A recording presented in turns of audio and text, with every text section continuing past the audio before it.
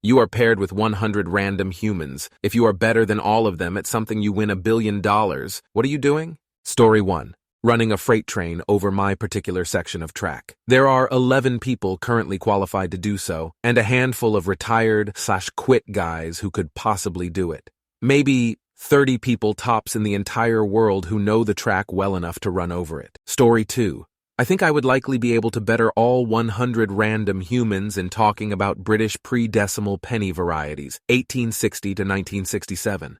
I would then take that $1 billion and spend a fair portion of it on British pre-decimal penny varieties, 1860 to 1967. If you hadn't guessed by now, I quite like British pre-decimal pennies, specifically the various varieties within the 1860 to 1967 date range. Edit.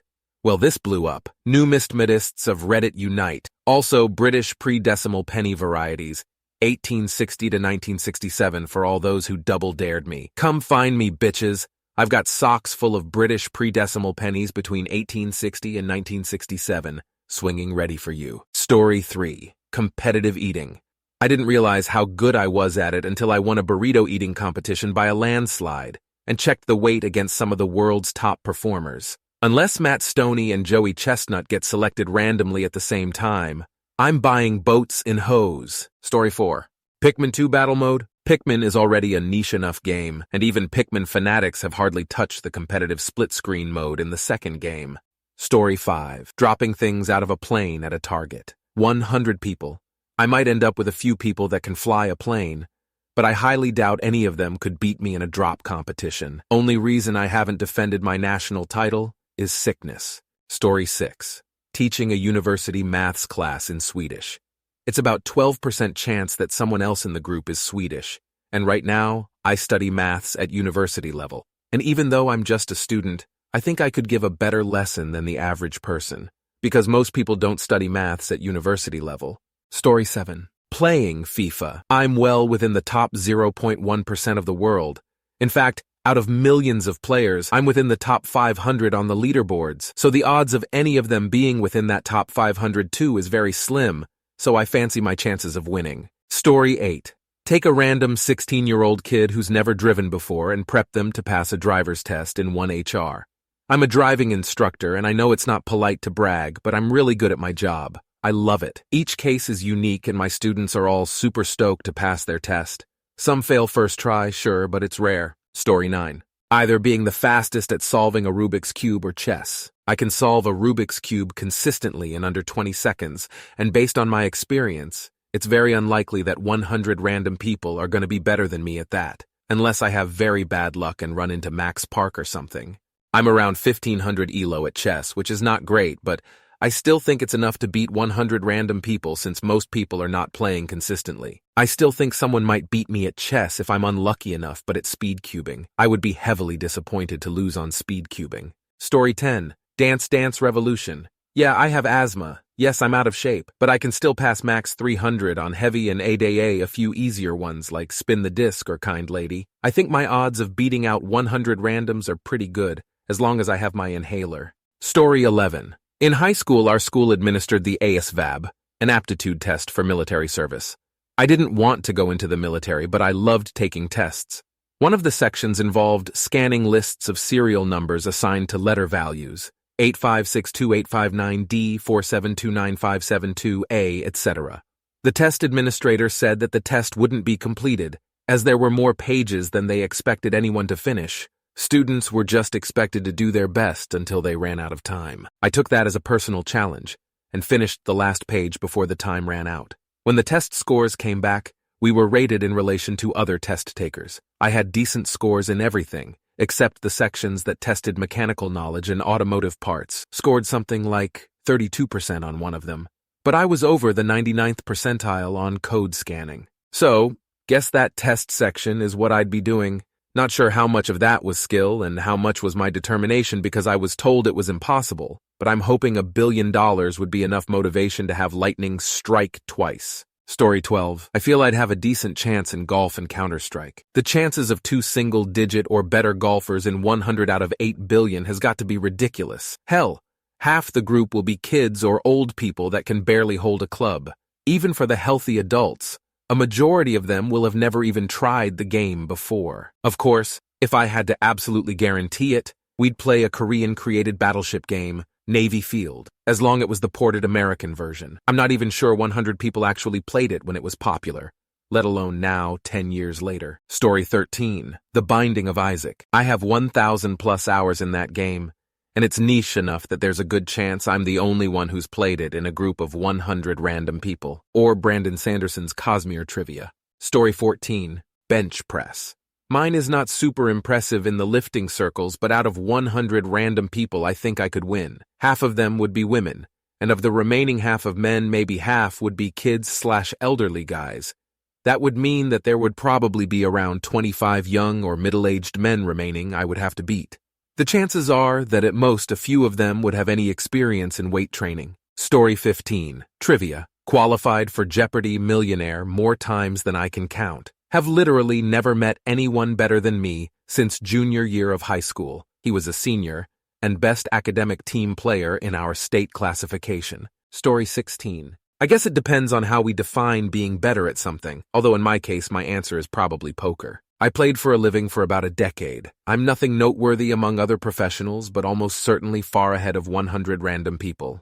Of course, if I had to beat 100 people at poker, there's luck involved, and that sucks. But it would also hedge against my own odds dropping to 0 compared to something purely skill-based like chess, sprinting, jerking to feet picks, or whatever. Story 17, Too easy. Write a program to solve a problem using dynamic programming in ReSCV assembly language, or 6,502. You can increase that 100 to 1,000,000 and I'll still expect to win the dollar. Not because it's difficult as such, but because most people won't even know what the terms mean, let alone have studied them. Story 18. Playing the drums, drum set specifically. Something on the order of 1 to 2% of the US population are drummers. I feel pretty good about the odds that I'm better than the 1, maybe 2 other drummers in the room. But if I'm in a room full of South Americans, I might not be so willing to gamble. Story 19. Too many people with lame attempts at loopholes that sometimes aren't even feasible. For me, it'd be a car track challenge easily. If you have any experience, you're generally going to crush randoms, and I happen to be decently fast. I like my odds in 100. Story 20. Changing the tone of a clap, but forming a hollow when my hands are together and clapping. The hole above the tip of your thumb will have a burst of air. You center that over your mouth and use your mouth to change the tone of the clap. Story 21. Anyone who can play a non-piano instrument probably auto-wins this. Or, just cheat the game with not an actual talent and say you're the best at unlocking your cell phone with your code, fingerprint, eye, etc. Story 22. A trivia quiz on or playing the 1997 PlayStation 1 game Final Fantasy VII.